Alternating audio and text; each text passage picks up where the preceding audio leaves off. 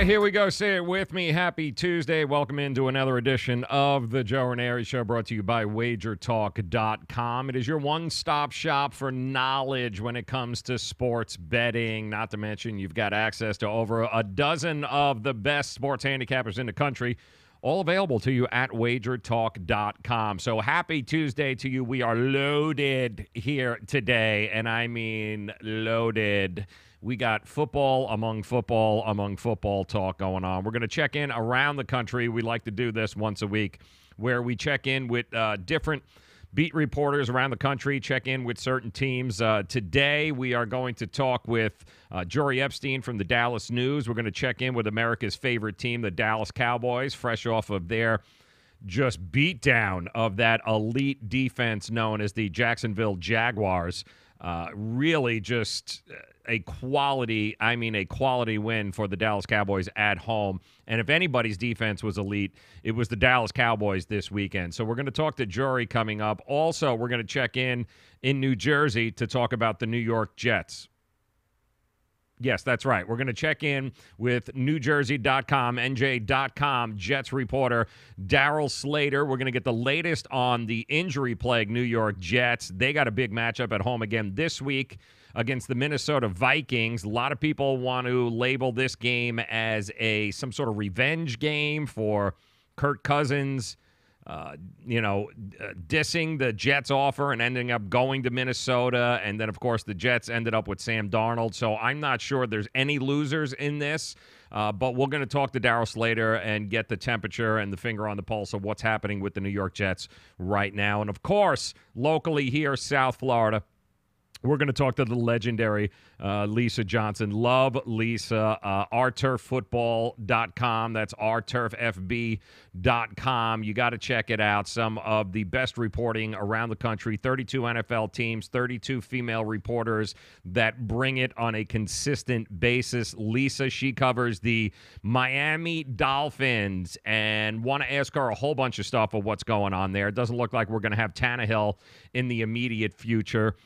Can the Dolphins win moving forward with the Brockmeister? That's right, Brock Osweiler. Can they win over the next couple of weeks with Brock Osweiler? We're going to check in with Lisa. We're going to see what she has to say. That's coming up. Do want to welcome you, those of you that are first-time watchers and listeners here. Thank you very much. That number up there, that's right. We've got all sorts of technology. That's wonderful. That number is how you reach us here on the show, 855-WTF-2255, part of the WTF Sports TV network. It's a simple number, 855-983-2255. That is how you reach us.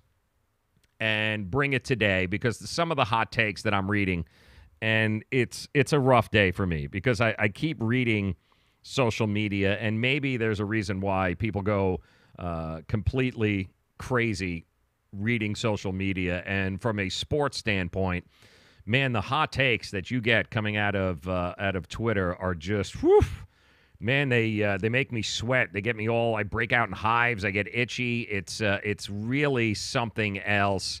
And there were two hot takes today that just, we continue to have this argument, and it's baffling to me.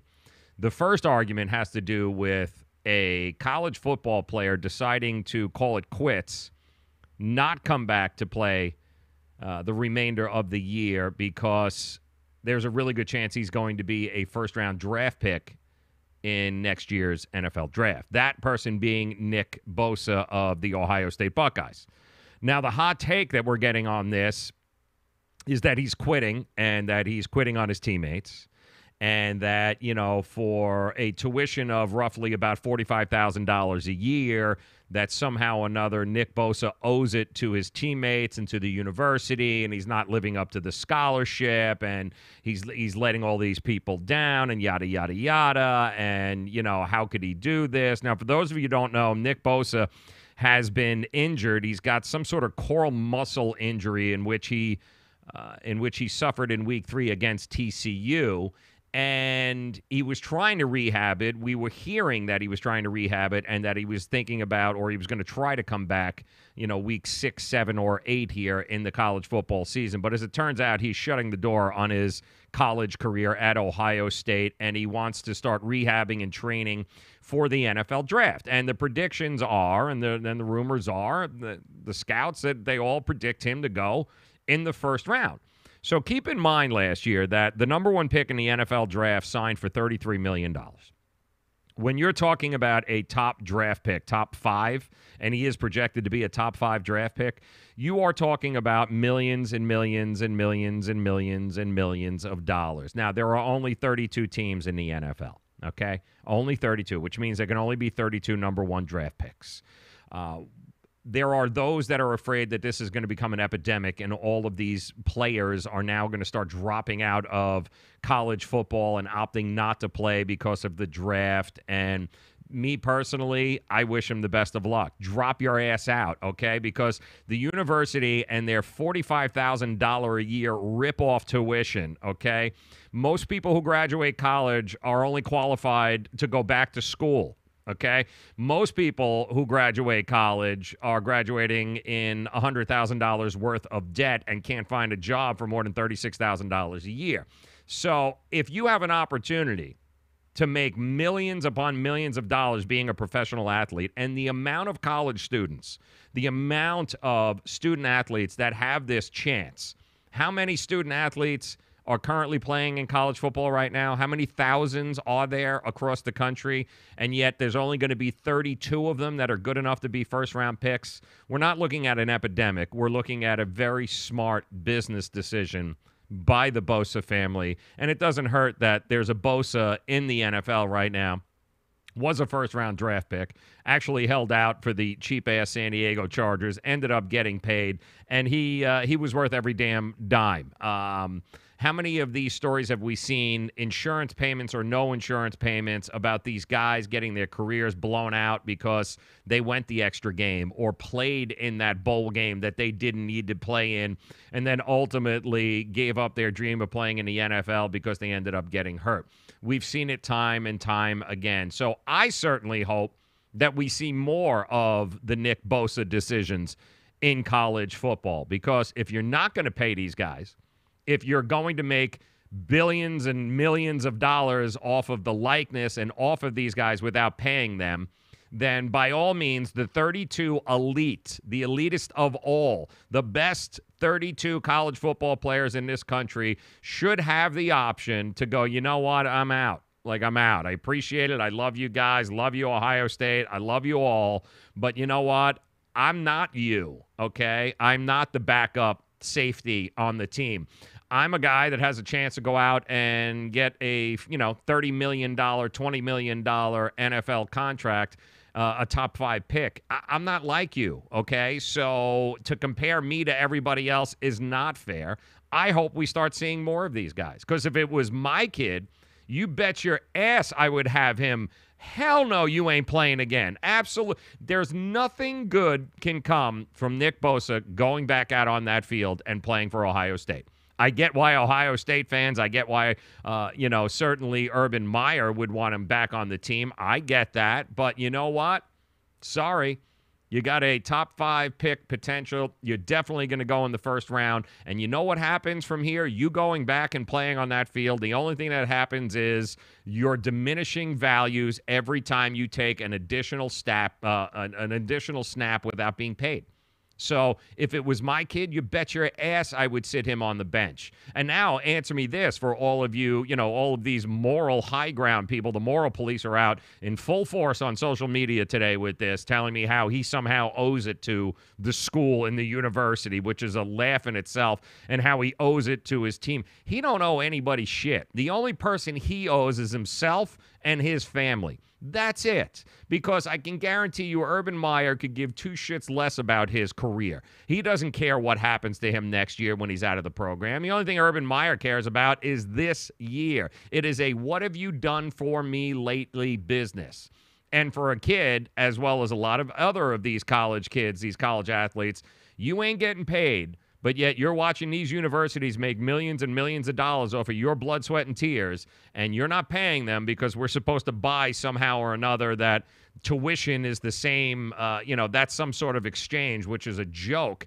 No. He doesn't owe it to Urban Meyer, Ohio State, the Ohio State fan. He don't owe anybody anything but himself. So please stop with the whole moral high ground where he should do it for Urban Meyer and because he got a scholarship and all of it. He don't owe Ohio State jack. Okay? He don't owe them jack. And from a business standpoint, I wish there were more business decisions made for the 32 best college players in the country who are going to go in the first round in this year's draft.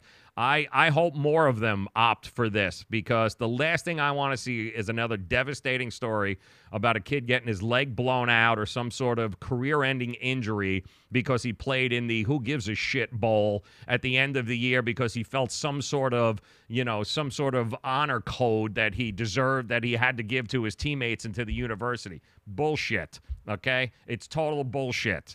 Take care of yourself. Take care of your family. It is big business, people. College football is big business. It's for grown-ups. You want to act like these 18, 19, and 20-year-olds, they're just, they should be thankful to have the opportunity to play. That's fine.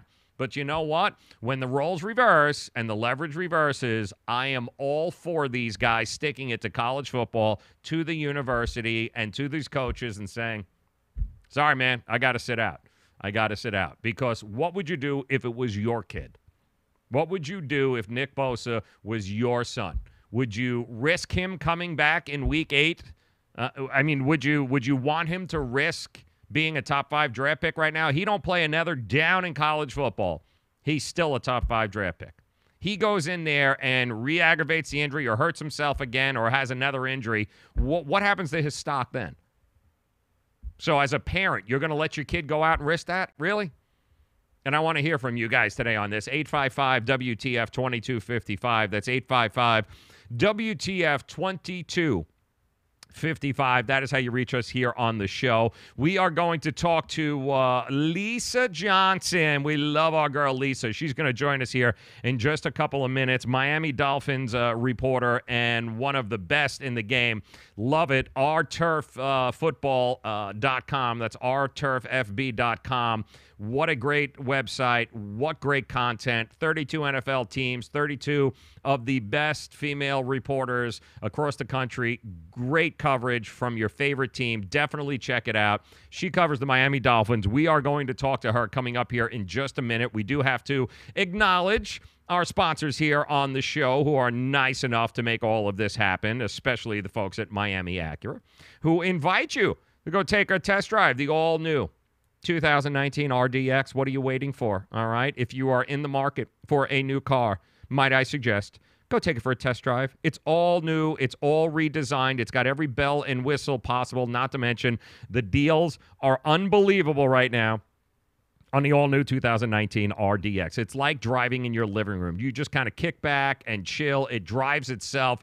It's a beautiful, and I mean a beautiful combo truck / car. The room is amazing. It just it folds around you. It's got great acceleration, but more importantly, the deals. Yes, the deals. They want as many of these moves before the end of the year as possible. So right now, there's never been a better time for you to get that car you've always wanted, only at a price you didn't think were possible. It's happening right now at Miami Acura. So for those of you in the 305, you know where it is, South Dixie Highway, Palmetto Bay. Outside of the 305, if you have no idea who Pitbull is, simply call him at 855-564-4669. That's 855-564-4669. That is how you reach them there. And coming up next, we got our girl Lisa Johnson, OurTurfFootball.com. We're going to talk Miami Dolphins. Can the Dolphins win without Ryan Tannehill?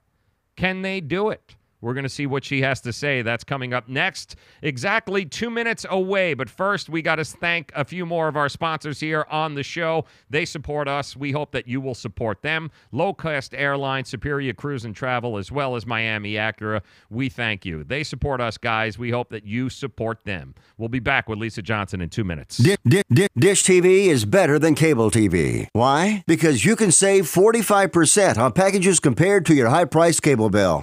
Wow. Take those giant scissors out and cut the cable and save with Dish TV. Plus, you get a free DVR upgrade to record your favorite shows and free installation. And with Dish Anywhere, you can watch TV for free on your mobile device. Act fast. You can save hundreds of dollars. Does your cable company do that for you?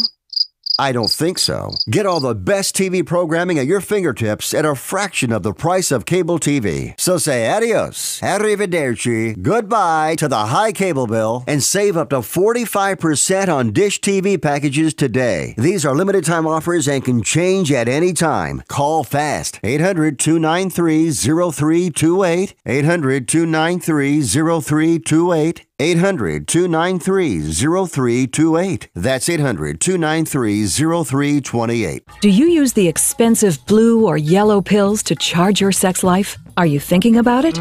What if we can promise you the same results for less than $3 a pill? If you're paying $20 a pill for the other pills, you're getting taken to the cleaners. Our pills deliver the exact same results for less than $3. You'll save more than $16 a pill for the same results. And right now, radio callers will get 44 blue or yellow pills for $120 with free discreet shipping. You can save more than $700 off pharmacy prices. Charge your sex life now and save a ton of money. Call now and get your 44 pills and save over $700 and qualify for free shipping. Stop overpaying and call right now. 800-764-9168. 800-764-9168. 800-764-9168. That's 800-764-9168.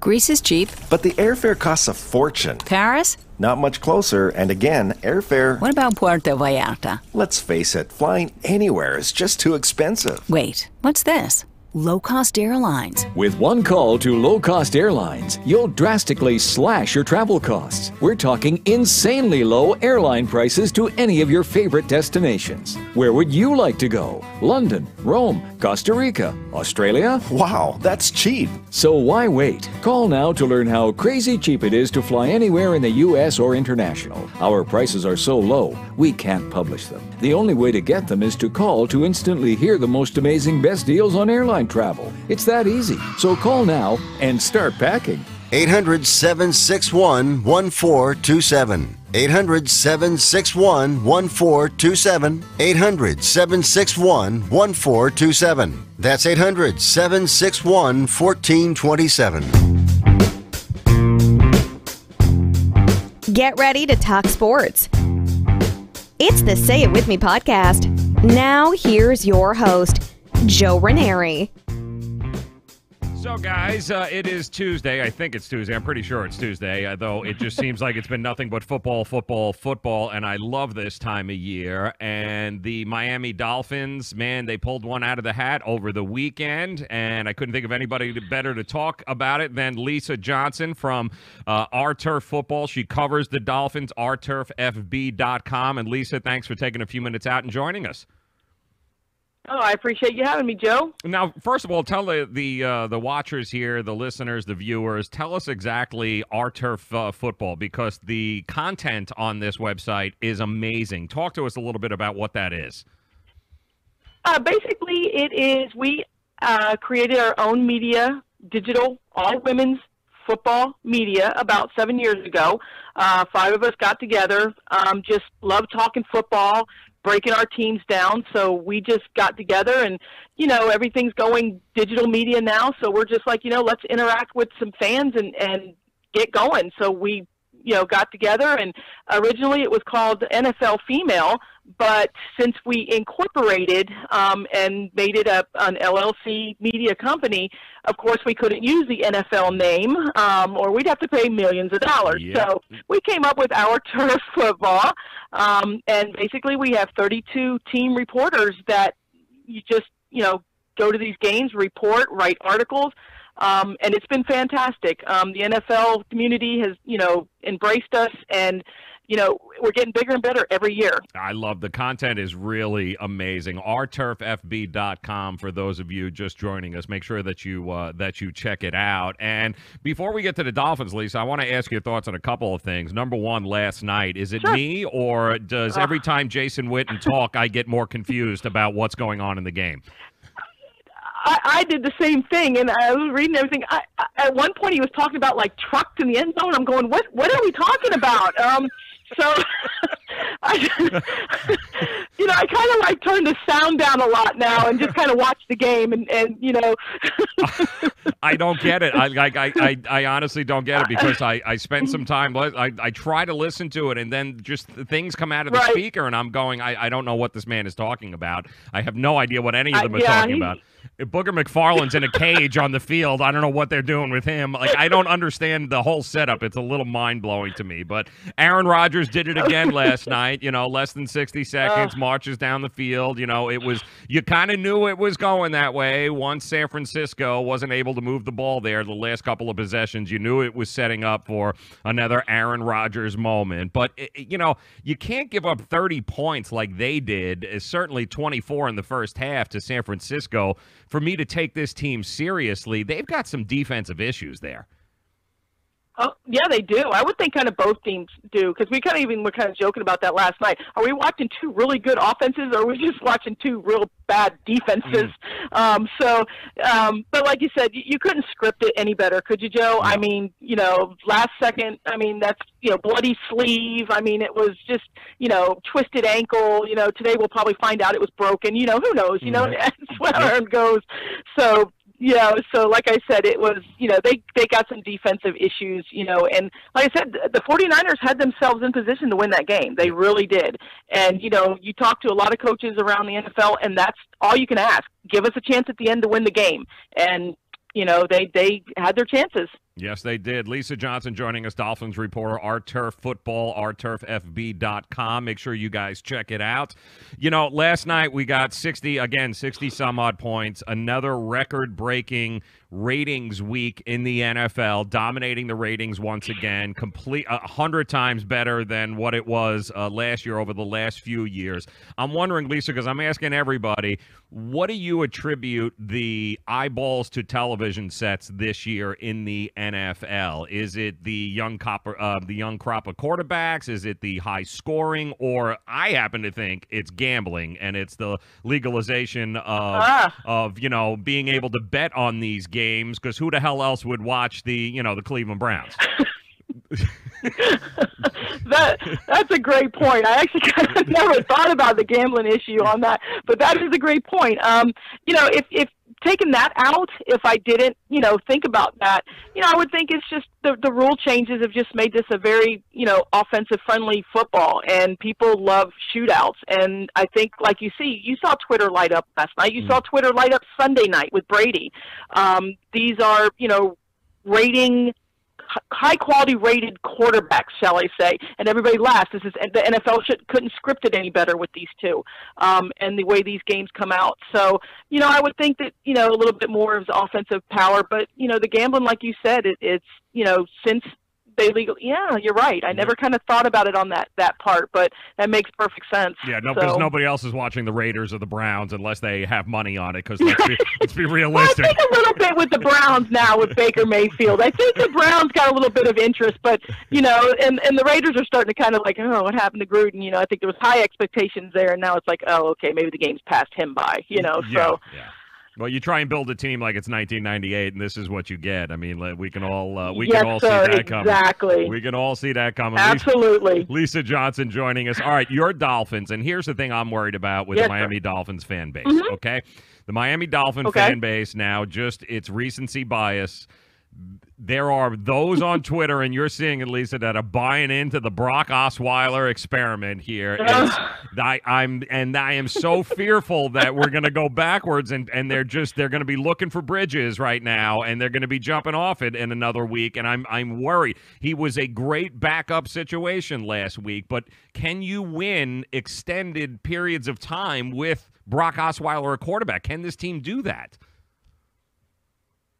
Well, I think if you play the way we all played, you can, because when you have perfect execution on every play, the way we almost did. I mean, our line left that pocket clean, and honestly, and I'll say it, Tannehill would have won that game for us too if we had that pocket clean for him. I mean, to me, Osweiler and Tannehill are the same guy. They're the same type of guy. They're going to give you what they give you, and Gase works around that. I mean, when Joanna James and Laramie Tunzel made the difference in that game.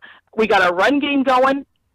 we passed a lot to the flats with those, those bubble screens, and Frank got going, went over 100 yards with Frank. Kenyon does what Kenyon does. He loves to utilize him as his little scat back, as his little, he can go out and catch passes. He can, run the rock. So I think what we saw Sunday was Gase's offense run with proper execution. Perimeter blocking was excellent. I mean, everybody got down the field. Nick O'Leary, Jack Nicholson's grandson, got involved. I mean, he's coming along. He looks like he's a nice little find for Gase's offense. So, I mean, everything just worked right. Everything clicked. If you do that every week, I don't care who's quarterback, they're going to win, either whether it's Tannehill or Osweiler. And Gase is sticking with Tannehill. I can tell everybody right now. I mean, he's not going to – he answered the question before the guys even asked yesterday. I mean, when he's healthy, he'll be back. He'll be back. Can we win with Brock consistently? You talk to people in Houston, and they'll be like, hell no. Right, exactly. Yep. So, I mean, because Brock can make that mistake in critical times, according to a lot of them. So I don't know. I got a lot of Brock just looked the part better than Tannehill. Joe, how do you look the part better than Tannehill? I mean, I kind of was just like trying to kind of get in discussions about that with some fans, and it's hard to, like you said, either you love Tannehill or you hate him. There doesn't seem to be too many people in between. It's you either kind of try to have a nice discussion with people, or they just plow you, and it's like, okay, have a nice day. There's not a lot of discrepancy when you throw a 4-yard out. There's not a lot of discrepancy. You can look the same. Everyone looks the part when you throw 3-yard passes. So it's not hard to do. But to your point, if that offensive line can get cohesive and they can continue to give, I don't care who's back there, you or me back there, if you give them enough time, I think what we learned is that there are enough weapons on this Miami Dolphins team that they can do some damage. So I know there was a lot of talk earlier last couple of weeks about we don't have any weapons and Devontae Parker's got to go. He's useless. But I do think there are enough weapons on this team if you give the quarterback, whoever it is, enough time to be able to get the ball in their hands.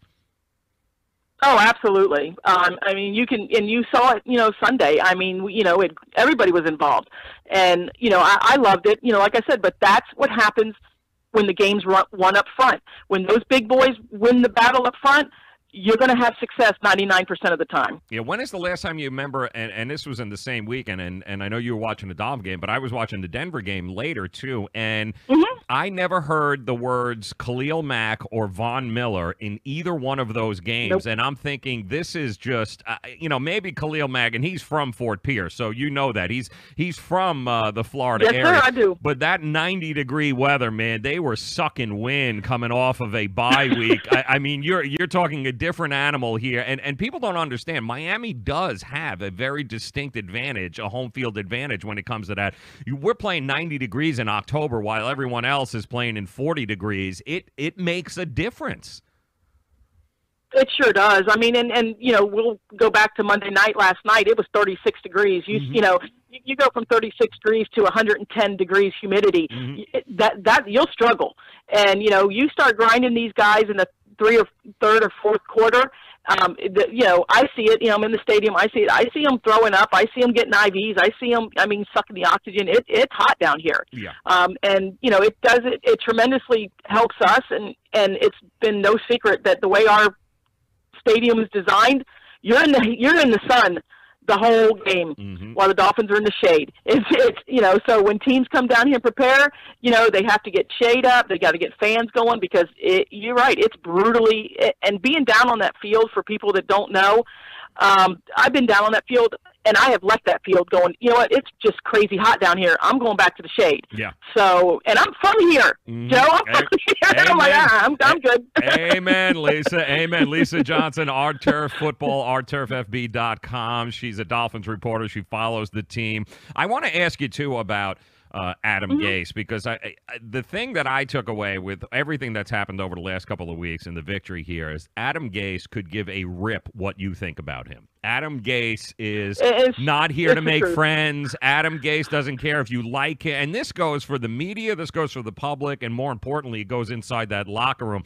He is not here to make friends, and I think he's kind of put his stamp on this in this organization. It's something we haven't seen in the past, but he is no nonsense, doesn't care what he's going to do it his way. He believes, if nothing else, in his way and what he is doing, and maybe we all ought to just take a step back and appreciate what we've got in Adam Gase as a head coach here.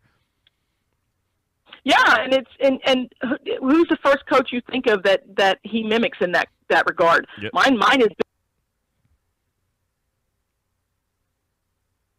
Oh, we lose you? Discuss his call on that 4th and 1, or what Brady was doing. He I always laugh because it looks like Gase would rather have a root canal than stand in front of the media, because he just and like I said yesterday, he was answering questions before the guys were even asking. I mean, he pretty much knows what they're going to ask, and he does. He has that no nonsense look. He could care less.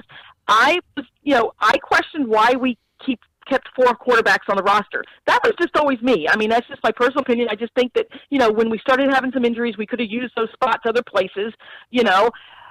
He flat out said during a press conference once when we were in there, and he's like, because I want to. I was like, okay. Yep. Because I want to. And right then, I'm like, okay, coach, because I want to. That was his answer. And that's good enough. And if he keeps winning games like he's winning here, then, people will just learn to pipe down. All right, let Adam Gase be Adam Gase. Now, the schedule moving forward here, it shapes up pretty good for the Dolphins. It seems like they're getting a little healthier. So the next couple of weeks, what do you want to see from this team as moving forward? I want to see the same thing, consistency. I think and I want to win the battle up front. And I think, like you said, we just talked about it. I don't really go into the quarterback thing because, like I said, I think both quarterbacks are the same kind of mold quarterbacks. As long as this line can keep that pocket clean, and I just want to see consistency, perimeter blocking, everybody doing their jobs, and like I said, every Sunday now, these are battles. I mean, the NFL shaped out that way. It's just any team can win on a Sunday. It's just, which team's going to show up. And it's always a joke here, which Dolphin team's going to show up. And it's always funny, is because I've been following this team and doing this for 35 years with them. And people always laugh at me, but I can tell you, when I see the body language of these guys, when they come out on the field and on the field, I can almost tell you, I just get this feeling, well, okay, today's going to be a good day. Or, I can see the demeanor of them and stuff like that. I'm like, oh, we're going to struggle today. Right. It's bizarre. I know people are like, you're crazy. I can tech, watching these guys and the way they warm up and stuff, you just get that sense of feeling of how they were. And Sunday, they were jacked up. They were all, high-fiving. They were, steady. And it looked like, I was like, I want to have a good day today, I think. And, wow, look at the game we got. Yeah. So, I would like to see that. I'd like to see, Gase is Gase, like you said. We haven't really seen that trickery that people always said, oh, where's our offense? Where's this, great Gase offensive-minded coach? We're starting to kind of settle into, if you execute Gase's plays, they're going to work. We got, Wilson on the side. We got Grant. We got Gore. We got Kenyon. Michael Leary. He gets everybody involved. And just don't kill ourselves. Penalties are still an issue with this team. I'm telling you, the penalties, we got to get those cleaned up a little bit better, because we certainly can put ourselves behind the chains with some penalties. So, I'd love to see a penalty-free game, which I know is almost impossible, but I'd love to see at least, cut that in half. A little more discipline, yes, we can all use that. And Lisa, one more question before I let you go. Lisa Johnson, Our Turf Football. Yes, sir. You almost lost Kenyon Drake, okay? Not from a physical standpoint, but from a mental standpoint. You almost lost him last weekend, and I thought him being on the field on that final drive, I'm not sure if it was a message being sent by Adam Gase, like, let's go, rub some dirt on it, get your ass back in there, or Frank Gore just couldn't breathe, and that was the reason why he wasn't out on the field. But either way, I think it accomplished what it was, whether it was meant to or not. I do think that was the kind of confidence boost Kenyon Drake needed, and it's something you're going to have to watch moving forward because he took that pretty damn hard. Oh yeah, definitely. And red zone fumbles. Oh, especially that late in the game. You're going to win the game. You're going into the end zone. All you have to do is hold on to the ball. I thought it was a statement. I think Frank would have been fine taking the handoff. I think, tremendous kudos to our coaching staff, recognizing that, getting him back in there, getting his confidence back, starting to build, that is a tremendous boost to say, listen, get your butt back out there. Yep. You got to win this for us, So I loved it. I know Frank was tired, but Gore's a beast. I mean, I think he would have been fine too. He's used to this down here, so I was good with it. I liked the call. I thought our coaches did a fantastic job getting him back out there. Just like riding a bike. You fall off, you get back on the bike, you got to ride it. Yep. And so, they need him going forward. We need him. So we need him mentally and physically in this game. And I think that was a message to him saying, look, we got you back. We're going to take care of this. Yeah. So not sure that would have happened in New England, but you know what? Maybe that is the big difference between Adam Gase and Bill Belichick. All right, Lisa Johnson, Our Turf Football, ourturfsb.com. Make sure you check it out. Some amazing content there, following all the NFL teams around the country. Some great stuff. Lisa, I thank you for your time. Have a good time this weekend. I look forward to doing this again. Yes, sir. Appreciate you having me on. And do me a favor also. Tell folks about your podcast, if you would. Yes, sir. We do our podcast on Tuesdays. It is called Our Turf Tuesdays. You can find the links on Twitter at ourturfsb.com. You can follow us on Twitter, and we'll have all the links up. We have guests. It's a half-hour show, so we have a variety of guests from around the NFL. We'll be talking trade deadlines and player rosters and injuries actually tonight on our podcast. Awesome. Great stuff. Make sure you check it out. ourturfsb.com. Lisa Johnson, thanks again. Have a great week. All right, that was Lisa. Thank you. You got it, Lisa. Thank you so very much. Once again, guys, make sure you check it out. ourturfsb.com. Some great content there. Love that. Want to thank her so very much for stopping by. And we're just getting started here because up next, we're going to talk some New York Jets football. Daryl Slater, NJ.com. He's going to join us. Jets coming off of that. Listen, they got back-to-back wins for the first time in what seems like forever against the Colts last weekend. Now they're going to deal with Kirk Cousins and the Minnesota Vikings that are coming into town. Some people have this labeled as a revenge game, if you will, for the New York Jets, since Kirk Cousins kind of gave him the cold shoulder there and turned down their offer with all of that guaranteed money and decided to sign with the Minnesota Vikings. So how are they viewing it? Jets are a little bit beat up, so we are going to check in with our good friend Daryl Slater, NJ.com. He is coming up here in just a minute, but we do want to remind you also, we want to say thank you to our sponsors there, Acura, Miami Acura, that is. The all-new 2019 RDX is available and certainly would be great if you took it for a test drive. That's right. Set up an appointment. Go take it for a test drive. Deals like we've never seen right now for the all-new redesigned 2019 RDX. 855-564-4669 is how you reach them. That's 855-564-4669. South Dixie Highway for those of you in the 305. Get that car that you've always wanted. Only get it at a price you never thought possible. Only at Miami Acura. It's the all-new 2019 RDX. Well, happy Tuesday here, guys. It's an exciting week, especially for the AFC East. I mean, let's face it, the Dolphins ended up winning a game which was they weren't supposed to win, or at least many people didn't think they would win. Buffalo seems to be competitive now. The New York Jets put 2 wins back-to-back. Unbelievable. And we want to talk some Jets football right now, so nobody better to do that with than Daryl Slater from NewJersey.com, NJ.com. He covers the Jets. And, Daryl, thanks for stopping by, my friend. Of course, no problem. All right, so let's this is a pretty big hurdle for the Jets organization and for this team to be able to put back-to-back wins together like this. Some people look at it and be like, what is the big deal? But it's actually a pretty big deal for the New York Jets, isn't it? Yeah, certainly. I mean, the Jets had not won back-to-back games since weeks 3 to 5 last year when they had a 3-game winning streak. You look at this team, that was definitely a hurdle. They had 3 opportunities where they could have, since that winning streak, where they could have put wins together, and they were unable to do it. Of course, starting most recently here in Week 1, when they looked so impressive against the Lions, and then they flopped, 3-game losing streak. So the team has responded nicely, and they're 3-3, and they sort of can reset things here going into the final 10 games of the season.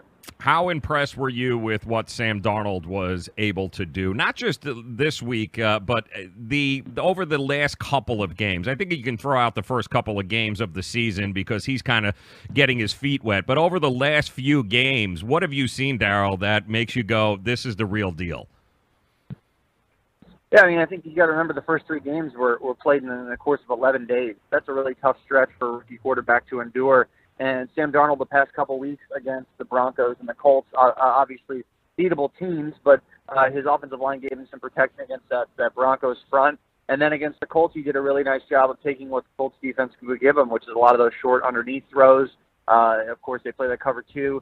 And that was what they were going to give him, and he took that, and he took advantage of that. One thing he's done a lot better job of, according to his teammates, is being more assertive in the huddle in terms of his confidence and his play calls, in terms of taking control and command of the huddle. And you've sort of seen how that's manifested itself over these past couple of games with the success that he's had. 2 really good games in a row for the first time in his career. He's got 5 touchdowns, 2 picks the last 2 weeks. I think the quarterback rating's like a 110 combined over that time. The Jets will take that for sure. And so they're really happy with what they've seen in terms of his decisiveness, in terms of his accuracy, and in terms of being aware of what the opponent has, in terms of taking what the defense gives him against the Colts, and then the Broncos gave him some deep shots. He was able to finally connect on those. Yep, Darryl Slater joining us, NJ.com, covers the New York Jets. And listen, the defense can be great at times. It can be frustrating at other times. The Jets were in command of that game, but damn if Andrew Luck just wouldn't go away and just kept plugging away and plugging away. And I know the Jets were hurting the secondary a little bit, but, man, there's some things they got to clean up on defense.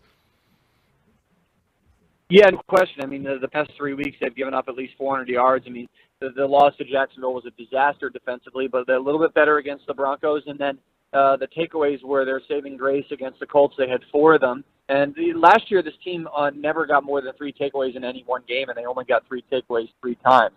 They already have 5 in the opener against the Broncos, or rather the Lions, and then last week against the Colts 4. So the Jets are at 15 takeaways. They had 20 all of last year. So that covers up for a lot of defensive mistakes. And there certainly were a lot of mistakes in terms of the Colts being able to gain a bunch of yards. And 400 yards, 3 straight games is not ideal for the Jets, but the takeaways will cover up for that. In terms of the secondary and going forward, the Jets this week against the Vikings get Kirk Cousins and Adam Thielen, which is a fantastic combination. Thielen is the most effective receiver statistically in the league right now. And the Jets secondary is banged up big time. Marcus May's got a broken thumb. He's not playing this week. Buster Screen's got a concussion, the slot cornerback. He might not play. And Tremaine Johnson dealing with a strained quadricep, of course, the number 1 corner there. So the Jets might be without 3 of their 5 starters in the secondary. If you count slot corner as a starter. Since they play so much nickel, you really should count that as a starting position. So that's a tall order for the Jets here and Todd Bowles to figure out just how to cover Thielen and how to handle Cousins in this game. And you got Quincy Enunwa, too. The news came down that he's out. But the good news is, I guess, Curse has finally become part of the, he's starting to get some looks, and he's actually contributing. He was kind of MIA for the first couple of games. So even offensively, they're still a little bit banged up there as well.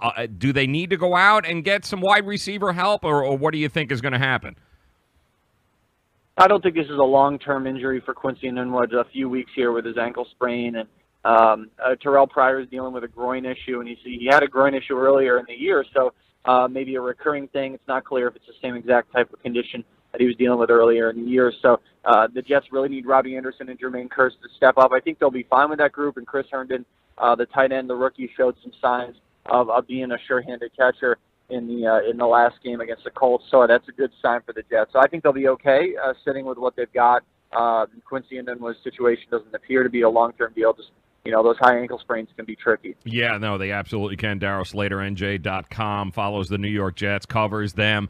And listen, it's funny, the back page of the New York Post, we've got to hear about all sorts of it's redemption time, pointing fingers at Kirk Cousins for, thank you, Kurt, for not taking the offer, and it allowed us to go up and get Sam Darnold. But isn't it amazing, Darryl, because just a few weeks ago, not everybody was singing the praises of Kirk Cousins, sticking his nose up at the New York Jets and heading to the Minnesota Vikings. Is this a revenge factor at all going into this game?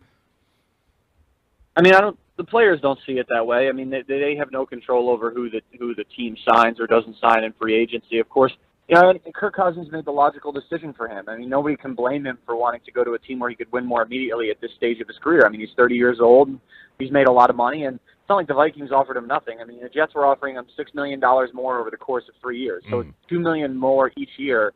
When you're making $84 million total, $90 million, you really need the extra $6. Or is it worth coming to a team where you're not going to win? I mean, he did the totally logical thing, and in the end, the Jets wound up in a better situation with a quarterback. Now, we'll see what Sam Darnold can become, but there are a lot of reasons why the Jets are better off with Sam Darnold than they would have been with Kirk Cousins, and one of them, of the age factor is one, and of course the price tag is another. The Jets have a lot of holes. They're not a win-now team.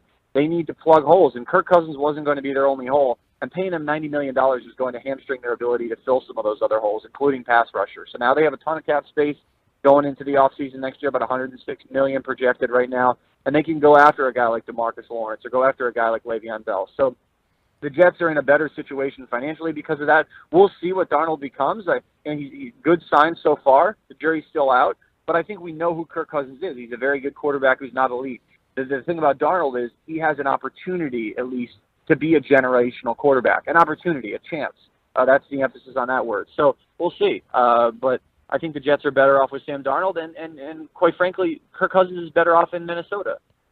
Absolutely, I agree. This is one of those very rare win-win situations where there shouldn't be any feelings hurt, and you usually don't get that in the NFL an awful lot, but that seems to be where we're at here. And also, I mean, listen, you look at what's going on with the Jets offense, the ability, I mean, in 3 games, they've averaged at least 37 points with a rookie quarterback, and that's really never been done before, at least this early on in the season with a rookie QB.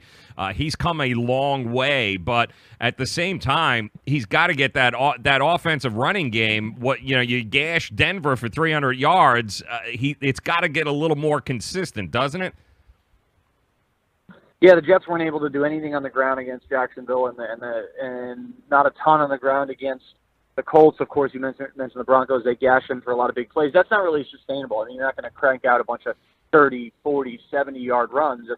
That's not how you become a good running team generally. The Broncos were a disaster, and they are a disaster right now. So I think you have to almost set that game aside and say, how are the Jets doing on a per play basis in terms of running the ball? And they've been okay. I mean, statistically, they're going to be, that one game is going to bump them up because they've only played 6, and that one game statistically is an outlier. But I think the Jets really have to focus here with Isaiah Crowell and Bilal Powell and their offensive line on establishing a consistent running game to take some pressure off Sam Darnold, especially against a pretty good defense like the Vikings. And what about defensive coordinator Casey Rogers? Is he back calling plays? I know that he has. He's kind of been absent. He's been dealing with a health scare, according to Todd Bowles. There. What is the status of Casey Rogers right now? Yeah, as of yesterday on Monday, Casey Rogers has been cleared to return to work. He dealt with a medical scare, undisclosed. Todd Bowles declined to specify it. He did say initially that it was a serious illness, but as it turned out, Casey Rogers fortunately was only had to miss 2 games. He was not present at all at the game against the Broncos. He was there against the Colts, but he did not coach. He just watched the game from upstairs, like is where he normally sits, but he didn't do any coaching. He will be back, and he will work Sunday's game against the Vikings. He's going to be working this week back at the Jets facility. So he got the all clear yesterday, so that's fantastic news for him and for the Jets and Todd Bowles, who's very close friends with Casey Rogers. So on a personal basis for Todd Bowles, that's welcome news. In terms of how things will be handled going forward with the defensive play calling, it's up in the air. Todd Bowles handled that, of course, the last couple weeks with Casey Rogers out. And it's not clear if Casey Rogers will resume his duties with calling the defense this week against the Vikings. It's Todd Bowles needs to see this week how things unfold. So Bowles obviously was familiar with calling the defense previously from his time in Arizona as the DC there, and then had called the defense early on in his time with the Jets. But Casey Rogers had been doing it for a little while now, most of the past, all of this year, of course, last year, and I think a good chunk of 16. So at some point I would think that he takes those reins back, but not clear if that'll be on Sunday. Well, listen, it's a big game at home against Minnesota, who a lot of people think is definitely one of those teams that can contend for a Super Bowl. Kirk Cousins, the last time he faced, I think the only time he faced the Jets was back in 2015 with the Redskins, and the Jets ended up beating him then. So I'm sure they'll have an interesting game plan put together. But the health of this team right now, Daryl, I think is maybe the biggest scare. Do they have enough depth to overcome these injuries, do you think? Yeah, and I think the secondary is the biggest issue right now. So in terms of Marcus May, the free safety, who he's got the broken thumb and won't play this week and might be out, a month or so, the Jets are, their options there are Doug Middleton, who's been dealing with a hamstring injury and who did okay replacing May for the first 3 games when May had a foot injury, and then Terrence Brooks, who was, had mixed results against the Colts. So not ideal there. In terms of the corner, they're going to have to put Morris Claiborne as their number 1 corner against Adam Thielen. Huge test for Claiborne, who's played well this year. And then at the other spot, they have Darryl Roberts as their other outside corner. He's an okay guy. He's an okay player. I mean, but man, that's really what he is. And then in the slot, they're going to be going with Perry Nickerson, a rookie, once again in place of Buster Screen, presuming Screen doesn't play. And Nickerson didn't play any slot corner in college at Tulane, so he's still adjusting to the position, and he's shown some hiccups here over the past couple weeks since replacing Screen against the Broncos after the concussion that Screen had. So there are definitely some concerns injury-wise, especially in the secondary. Before I let you go here, I got to ask, because there's an awful lot of Giant fans that are very worried that the New York Jets and Sam Darnold are overtaking, from a popularity standpoint, the New York Giants and Eli Manning. What is the feeling there, Daryl? What is the vibe? Have the Jets now become the more popular team in New York over the Giants, who have been the mainstay for how long now? Yeah, I don't know. I mean, it's 6 games, and the Jets are 3-3. It's not like they're 6-0. Right. Obviously, the Giants are off a miserable start at 1-5. But this sort of thing, in terms of popularity, it comes in ebbs and flows based on the success. Certainly, people want to root for a winner. But I don't see, I don't think there's a lot of Giant fans jumping ship and cheering on a 3-3 Jet team. But in terms of the attention page of the Jetsers, they are an intriguing team because they've done some good things here the last couple of weeks with an intriguing rookie quarterback, and the Giants sort of equally intriguing for a different reason for their failures. So look, I think that sort of thing takes some time to manifest itself in terms of the changing of the popularity. 6 games not enough just yet for that to change, but obviously there's a lot of people frustrated with the Giants, and there's a lot of people paying attention to them. And that means people care if people are mad about the Giants. So I still think the Giants are the top dog in town in terms of more people caring about them. But the Jets, who knows what this next potential decade could look like with Sam Darnold. Yeah, listen, it's a good thing. The fact that they don't have to worry about a quarterback is actually a very good thing. All right, Daryl Slater, NJ.com. Make sure that you guys follow him, Jet fans. He's the guy to go to for everything that's going on with the team. Make sure you check it out at Daryl Slater on Twitter. Daryl, thank you very much for taking some time, my friend. Look forward to doing this again. Sure, thanks for having me. You got it. All right, make sure you guys follow Daryl there, NJ.com. Everything that is New York Jets, some great stuff. As a matter of fact, I believe he's going to be on NFL Live tonight and a roundtable talking about the New York Jets. So happy that he took a couple of minutes out to hang out with us here today. And we are not finished. We're getting ready to continue around the globe here. We're going to head over to Dallas in just a minute. We're going to get a quick peek and an update as to what's going on with America's team, the Dallas Cowboys. Jory Epstein, DallasNews.com. She is going to join us. Big win for them over the weekend against the Jacksonville Jaguars. One defense was supposed to be elite, one was not supposed to be. And it turned out that the Jacksonville Jaguars, not so great on defense. But, man, oh, man, I don't know if you guys caught what the Dallas Cowboys look like on defense. A totally different animal. And they got a lot of guys back. They're a little healthier. They still don't have Sean Lee, but they got David Irving back. They looked the part, certainly. I know it was against Blake Bortles, but they certainly looked the part against the Jacksonville Jaguars. So we're going to talk to Jory coming up here in just a minute from DallasNews.com. We will figure out exactly what's going on with the Dallas Cowboys. But first, of course, we want to thank a few of our sponsors for making this possible. Our friends at Low Cost Airlines, Superior Cruise and Travel, and Miami Acura. They support us. We certainly hope that you will support them. Coming up in 2 minutes, we are going to go ahead and talk to Jory Epstein from the DallasNews.com and figure out what's going on with them Cowboys. That's coming up 2 minutes.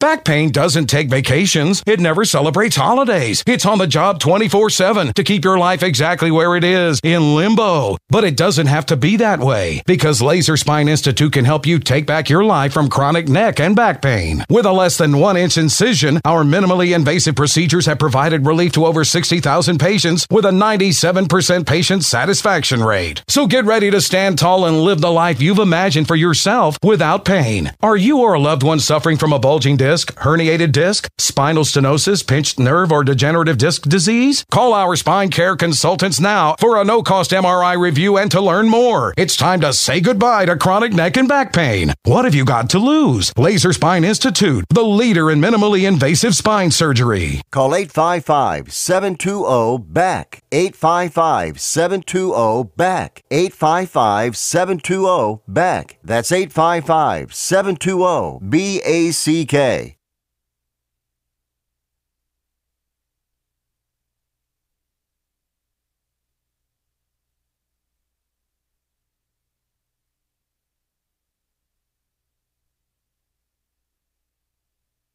All right, guys, pretty excited here. Very special guest joining us from Dallas because, let's face it, the NFL is so much better when the Dallas Cowboys are relevant. And voila, just like that, they are relevant again. And joining us via the Miami Acura hotline here live from Dallas, and I love this, Jory Epstein. She's with the Dallas News. And, Jory, thanks for taking a few minutes out and hanging out with us.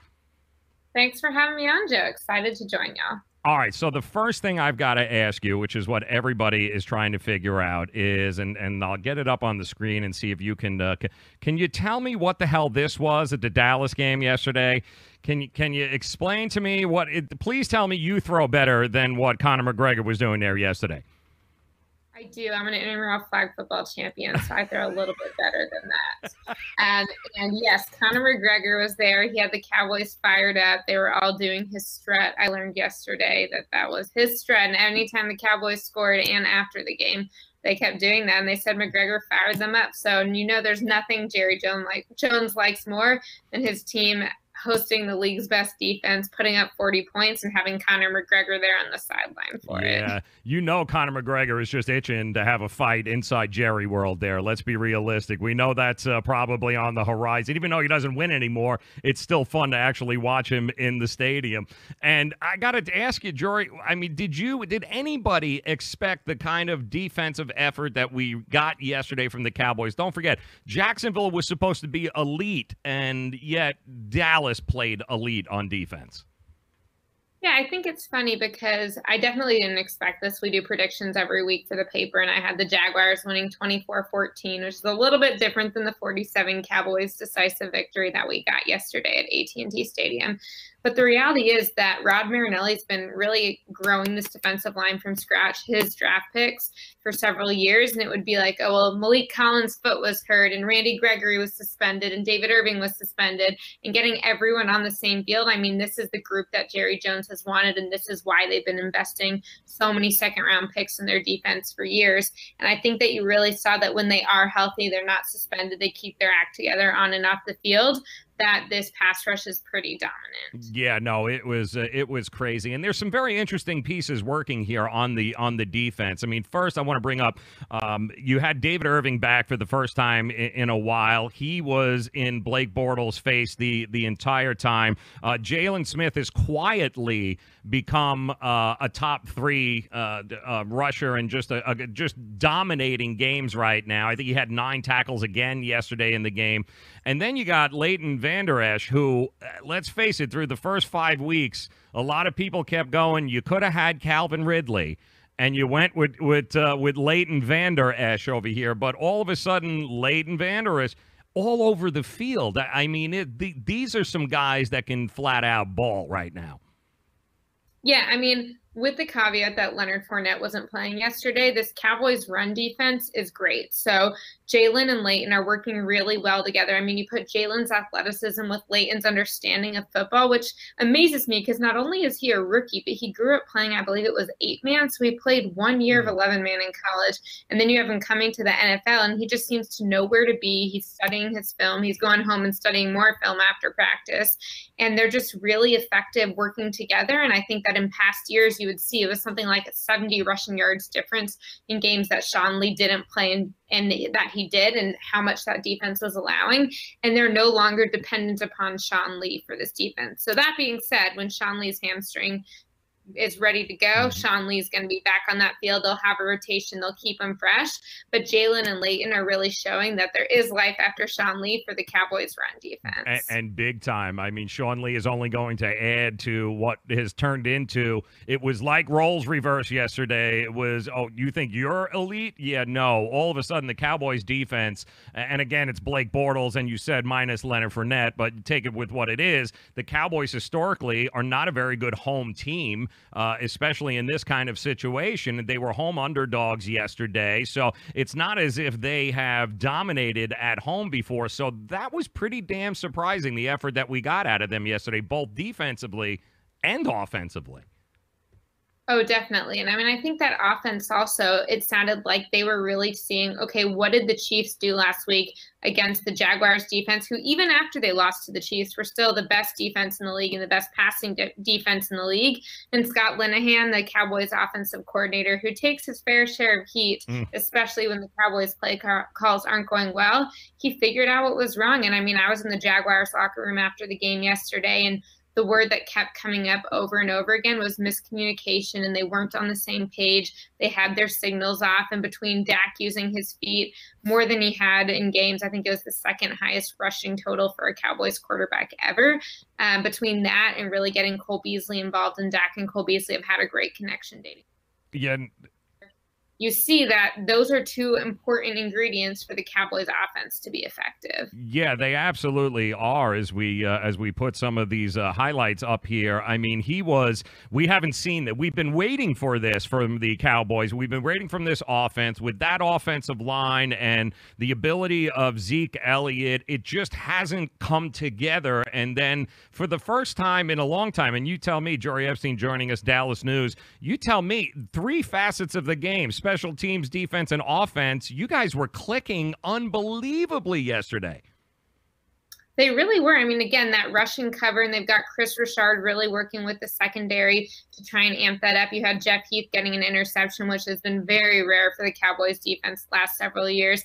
Jordan Lewis, who lost his starting job this year, had his second straight game with the fumble recovery, and that also puts up the short field. And as you said, special teams, I mean, the Cowboys cut Dan Bailey going into the regular season this year, which was a surprising move considering he's the second most accurate kicker in NFL history.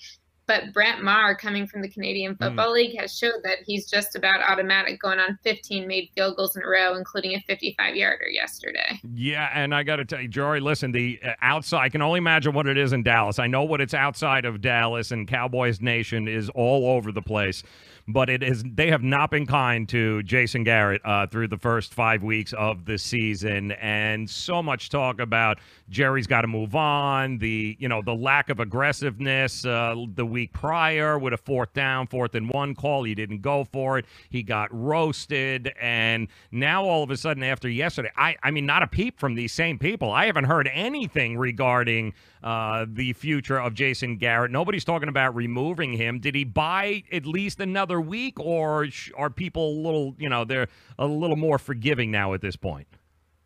So buying another week, it depends how you're defining that. It's my belief that Jerry Jones is not cutting Jason Garrett in the middle of the season. He'll keep him through the season. And so I think he's got at least till December. 2 things working in his favor is, one, the NFC East is terrible this year. And so right now the Cowboys are 500, but they're tied for top of the league with the Redskins going to play Washington next week. And then I think also they looked good every other game. So it's not that they have nothing to show. Jerry also realizes that losing Des Bryant, losing Jason Witten, among others this offseason, gives Garrett less to work with. That being said, the Cowboys have to show they can win on the road. I mean, the reality of the NFL is you can't just win at home and be a legitimate playoff contender. And the Cowboys are looking good at home, and they've won every game at home this year, which, as you said, is rare for them.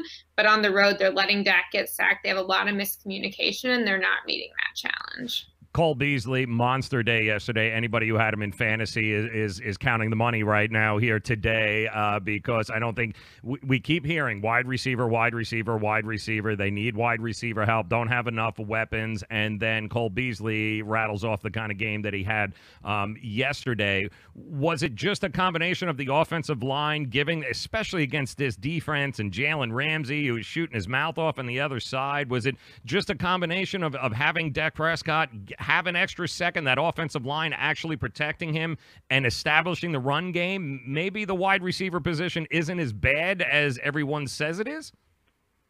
Yeah, I think Dak having time to throw is a big deal. As you mentioned, Pro Football Focus had some number today about him being among the quarterbacks with the most time yesterday, and that's a big deal for Dak.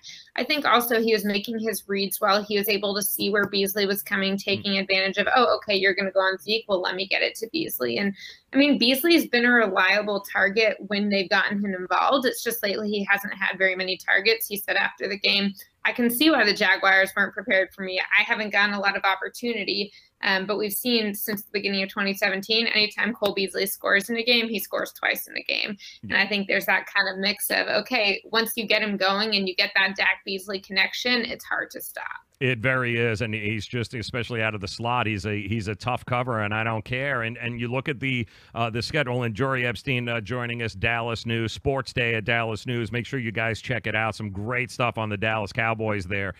Talk to us about the schedule and how this lines up moving forward, because I think we can all agree, you follow the NFL long enough, once you get to, September is nice, but really take September, throw it out the window. It really doesn't make a damn bit of difference. It's what do you do in mid-October, late October moving forward. And if the Cowboys have managed to put this together, how do you see them shaping up moving forward here? Yeah, I mean, I think that the Cowboys they're about to blow play at Washington, the Redskins. That'll be an important game for the NFC East. But that being said, they beat the Redskins at the Redskins last year, and I think that they can do it again, especially if this defense keeps thriving. And that's also traditionally been one of those games where weather's bad, run game's important, and Zeke has his way. And then they have a bye week, which I think will be important. And I think if they can get this win at Washington on the road and show people that, yeah, we can win, then that'll be important. Following that, they'll come back and play the Titans on Monday night. So I don't think their schedule looks too bad. I think that they've played some tough games already. They've already traveled at Seattle. They've played at Houston, that Texas matchup every 4 years on a Sunday night. And again, when they go to play Philadelphia and the Giants, there's not going to be anything crazy they're expecting. Neither of those teams are looking, well, I guess Philly's not looking like it did last year, and the Giants aren't looking much of anything other than Saquon. What expectations? I mean, we always know with Dallas, the expectation, it's like Super Bowl or bust here. But the reality is with the state of the NFC East right now, the way Dallas, this defense alone, I think a lot of people got their eyes opened up to some defense there that they haven't been exposed to because they've spent so much time talking about the offense. But managing expectations with this team is never an easy thing to do. But this could very well be a playoff team moving forward, and I think they're doing a pretty good job of managing expectations. What's the feel around the team right now? It's so confusing because, again, when you have these like really bad losses on the road, and again, the Texans was an overtime, but it didn't feel great to the team afterwards. It was more about how the offense was working and not working. And then you've got these teams at home where they're looking good. I mean, they put up 40 points yesterday. Beasley was their first 100-yard receiver since November 5th of last year. Zeke was going. Dak's rushing game and his passing game was going, which is an important combination for them. I think it's tough to tell. I mean, it wouldn't surprise me if they had a 9-7 make it to the playoffs. Do they have a type of team for a deep playoff run? I mean, Beasley's great, but I think at some point defenses are going to have answers to him, especially certain defenses in the league. And so unless you can get that rookie Michael Gallup, a receiver who's starting to show flashes of potential, but not quite there yet. I don't think they have a receiving core to take it deep in the playoffs yet, but I think given the state of the NFC East, they're definitely not out. And you put a percentage on it here, Jory, before I let you go, so we can finally put this to bed one way or the other. Is Dez Bryant coming back to Dallas? What percentage do you give that Jerry will pick up the phone and call Dez and say, come back home? 0%. Okay, zero. Good. Okay. Jerry might pick up the phone and call Dez. They're still going to concerts together. Dez is still nearby. I think he still means a lot to them, but that's not who they want on this team right now, and they're not looking to bring Dez Bryant back. No, well, they keep playing defense. They're not going to need Dez Bryant. They keep playing defense like that. Jory Epstein, Dallas News. Check her out. Sports Day. Great articles, great coverage. Nobody follows them just like they do. Some great information on America's team, the Dallas Cowboys. And Jory, I thank you so much for taking some time and hanging out with us. I look forward to doing it again. Thanks for having me on, Joe. Looking forward to it. You got it. All right, Jory Epstein, Dallas News. Make sure that you guys follow her. Some great stuff there on the Dallas Cowboys, who all of a sudden are getting a little healthier. They'll get Sean Lee back, and all of a sudden now they are a defensive juggernaut there. They got a lot of youth. They got a lot of talent on that team. If they can start putting it together on the offense and start feeding the rock to Ezekiel Elliott, there's going to be an awful lot of teams not going to be happy right now to be playing the Dallas Cowboys, especially in the woeful NFC East, who nobody can seem to put it together. So the Cowboys are alive and well, that is for sure.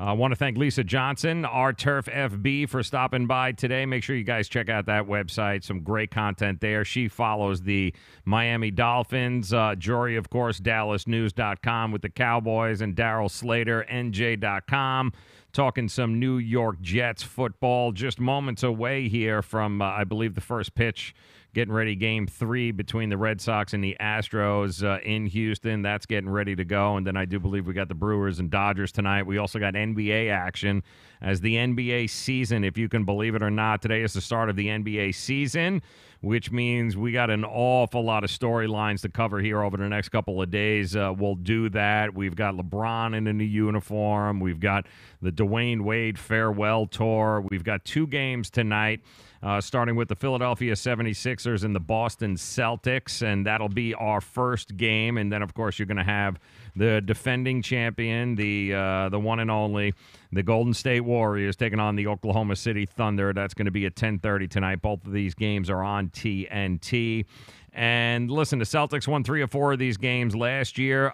The average margin of victory, by the way, wasn't even close, close to 11 points. They would blow out the Philadelphia 76ers. And we're going to see what happened in the playoffs. Boston ran just right over the Sixers. Ben Simmons and Joel Embiid, not even a factor in that particular game. Brad Stevens is 4-1 in season openers against the spread. Meanwhile, the Sixers are starting a rookie point guard, and Markelle Fultz, he played, 3 games last season, so we don't know exactly, and I think that's going to be the big question mark. The shooting is a big question for the Philadelphia 76ers. We have no idea what kind of shooting team this is going to be, and it remains to be seen, and don't know what we're going to be looking at there. A lot of people have the Celtics as winning the NBA championship coming out of the East this year, certainly as a number 1 seed. But I can tell you now, from a betting standpoint, there's nobody been more profitable than Brad Stevens, the most profitable league in the coach. 221, 183, and 6, 55% against the spread in the regular season. So he's already 4-1 opening up the year against the spread. He's laying 4 to 4.5 points tonight. The over-under, 209 in this game. And then tonight, the Oklahoma City Thunder. What are you going to say? But they don't have Russell Westbrook is not going to be playing tonight, nor is Andre Roberson. So I get 13.5 points. The Warriors are favored. The over-under is 221.5. But keep in mind that as far as trends go, Steve Kerr, not very good against the spread as a double-digit favorite in the regular season. So it didn't help that he added Kevin Durant either. Those numbers aren't good. When they are double-digit favorites, not exactly very good. And Oklahoma City is just the 4th team since 2005 to make the playoffs the previous season and be listed as a double-digit underdog in the first game of the season the following year. And all those teams prior to that lost by an average of 16 points. They failed to cover. 12.5, what is it, 12.5 right now? 13? Yeah, 13.5 right now is the spread in this game. Also, keep in mind, look at the first half numbers. Golden State never covers the first half under Kerr as a double-digit favorite. They are 42% against the first half spread, and that is not good. So keep an eye on what that first half number is going to be overall. But they don't have any Russell Westbrook, no Andre Roberson, so who the hell knows what's going to happen. But game one of the NBA season is getting ready to go underway tonight. A lot to be learned. There's no metrics. There's really nothing we can look at other than the Boston Celtics taking on at home the 76ers. And, of course, the Golden State Warriors at home taking on the Russell Westbrook-less Oklahoma City Thunder. So we got plenty of sports going on here. It is a Tuesday. It is the best time of year to be a sports fan. Isn't that the truth? I can tell you that. All right. Again, want to thank our guests, Lisa Johnson, Jory Epstein, Daryl Slater. If you guys missed anything, make sure you check it out. The replay is available here, streaming across all the platforms on Twitter, on YouTube, on Twitch, on Facebook. You'll have access to them all. Make sure you check out the replays, too. Some really great information about the Dolphins, the Cowboys, and the New York Jets. And I want to thank them very much for making us a part of the day. I want to thank you very much for dropping by, hanging out with us. We'll come back. We'll do it again tomorrow, 4 o'clock. We do it all over again. We'll have a lot to cover as the rest of the NBA gets ready to kick off their season, including the Miami Heat, tomorrow. And we'll have a much better idea of what we're looking at in Major League Baseball after tonight, too, as the series really start to warm up. So get ready. It is October, middle October, and we got World Series, we got NBA, we got NHL, and we've got the NFL and college football. It's a good time of year to be a sports fan. So you guys have a great day. Enjoy your night. Enjoy the games. We'll be back tomorrow at 4 o'clock. Make sure you join us. Thanks for making us a part of it. We'll talk to you then.